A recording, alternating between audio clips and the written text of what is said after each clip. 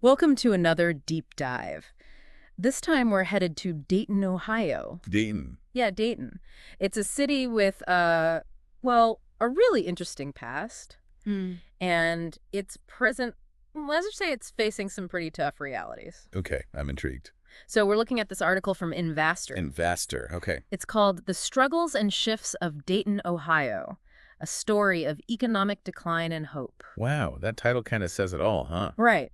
But here's the thing. Dayton was actually a huge center of invention. Hmm. They had more patents per capita than any other city in the U.S. Seriously, I had no idea. Yeah, the Wright brothers, the birth of aviation, all happened there. Right. Dayton was like the heart of the American dream, building things, making things happen. But the article says things have changed. Oh, yeah. Things have definitely changed. Oh, so. Well, the article highlights how globalization and outsourcing really hit Dayton hard. Globalization, yeah, that makes sense. Especially after things like NAFTA in the 90s. Right. And then China joining the World Trade Organization. Okay, so you're saying these big global shifts had a direct impact on a place like Dayton. Yeah, it's almost like a domino effect. What happened when those global shifts, when they really started to take hold? Well, think about it.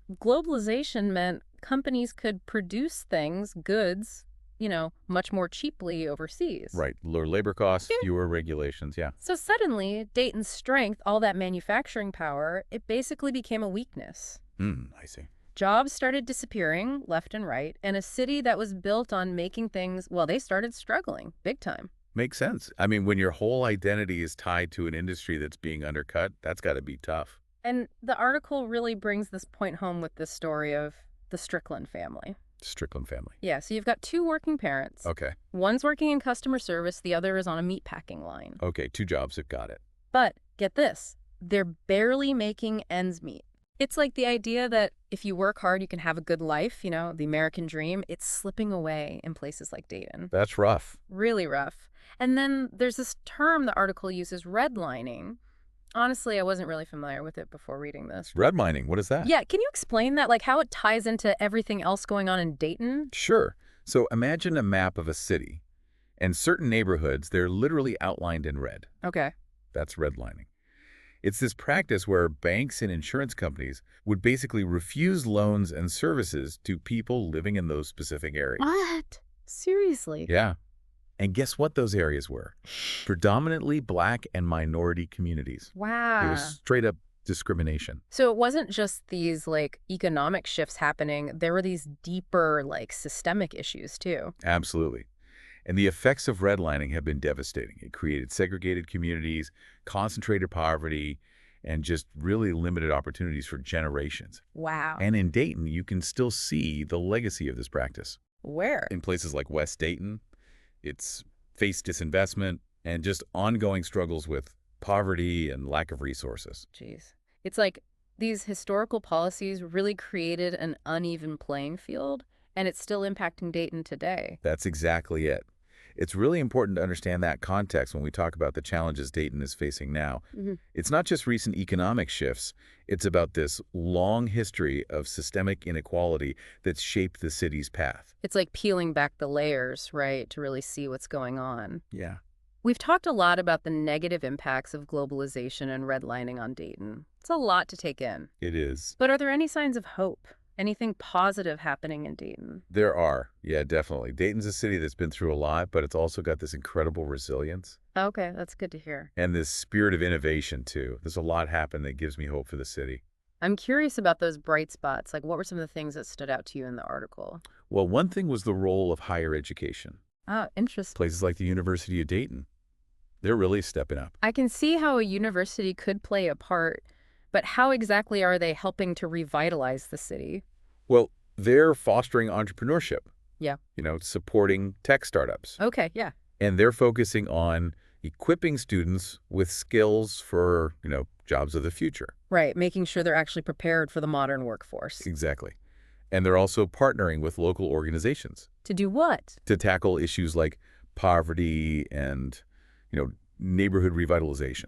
It sounds like they're really embracing that town-gown connection. That's a good way to put it. They're trying to be a force for good. And it's not just the university, right? Right. There's a vibrant arts and culture scene, too. Oh, that's always a good sign. It's attracting young people, Yeah. breathing new life into different neighborhoods. I love that. So it's like they're using their existing strengths, right? Their educational institutions, their creativity, their sense of community Like, to create this new path forward. yeah, it's about recognizing what makes Dayton unique and using those assets. To build a more resilient and inclusive economy. Absolutely. The article also mentions affordable housing, which, seems pretty connected to everything we've been talking about. Yeah, for sure. Affordable housing is, well, it's fundamental. If people are struggling just to keep a roof over their heads, it's got to be hard to focus on anything else. Exactly. Education, health, their future, it all becomes a lot harder. It's like you can't build a strong house on a shaky foundation. Perfect analogy. Affordable housing is that foundation. You nailed it.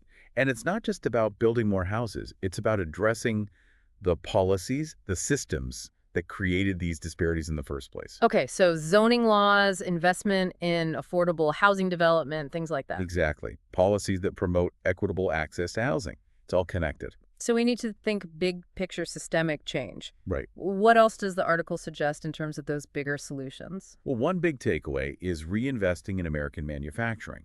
Makes sense. Dayton was built on manufacturing, right? Exactly. Mm. But it's not just about bringing back the old jobs. It's about fostering innovation. Okay, so new opportunities Mm. in advanced manufacturing and technology. That's the idea, finding that balance. Honoring their heritage, but adapting to, the realities of the global economy. Right. The article also brings up the opioid crisis. Now, that's a tough one. And it's hit Dayton particularly hard. It has. It's a complex issue, and it needs a comprehensive response. Treatment, prevention, support services. It all plays a part. We're talking about creating a healthy, thriving community. We've covered some pretty heavy stuff today. Economic decline, systemic inequality, the opioid crisis.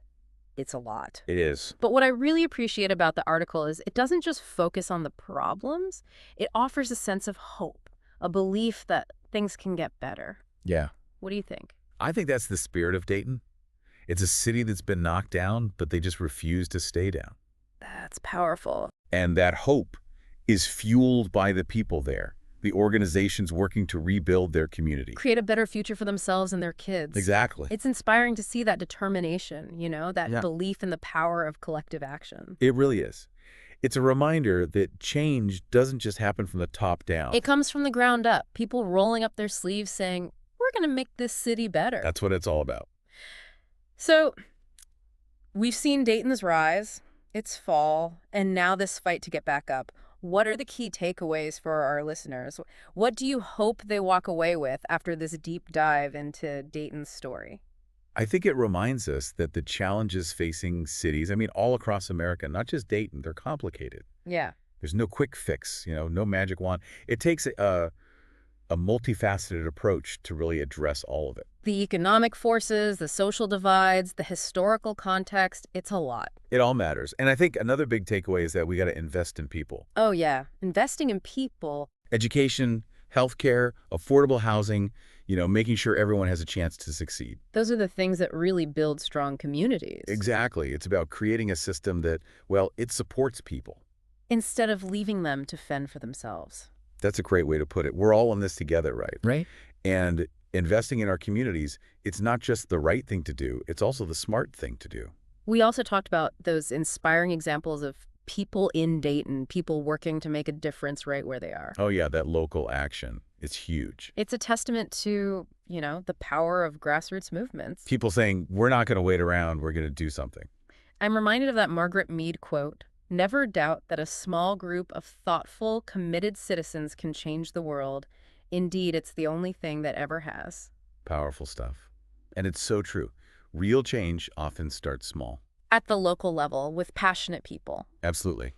So what would you say to someone listening who's thinking, okay, this is all great, but what can I do? I'd say get involved in your own community.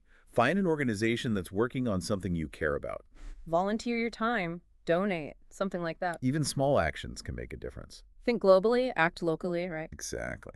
We can learn from Dayton, find ways to make things better right where we are. And just talking about these issues, raising awareness, that's important too. Knowledge is power. And sharing that knowledge, that's a form of action in itself. It is. The more we understand these issues, the better chance we have at finding solutions. Creating a more equitable, prosperous future for everyone. Absolutely. Dayton's story is a reminder that even when things are tough, there's always hope. There is. Always that possibility of renewal and the power of people to make things better. I couldn't agree more.